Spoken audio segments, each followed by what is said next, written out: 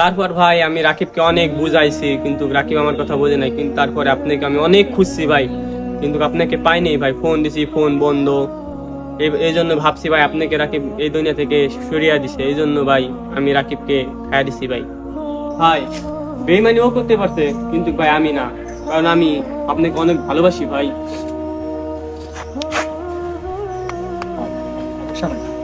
শোন, তুই হয়তো আমাকে অনেক ভালোবাসিস, এই জন্য তুই এটা করতে পারছিস না। ওর পাপের শাস্তি পেয়ে গেছে। ভাই তোকে একটা কথা বলি, শোন, তুই এই পথ থেকে সরে আয় ভাই। এই রাস্তায় শান্তি নাই ভাই, আল্লাহ রাস্তায় অনেক শান্তি। আর এই রাস্তাতে মানুষের ঘৃণা ছাড়া তুই কিচ্ছু পাবি না। মানুষের ভালোবাসা তো দূরে থাক। তাই আমি বলতেছি কি, তুই নতুন করে জীবন শুরু কর।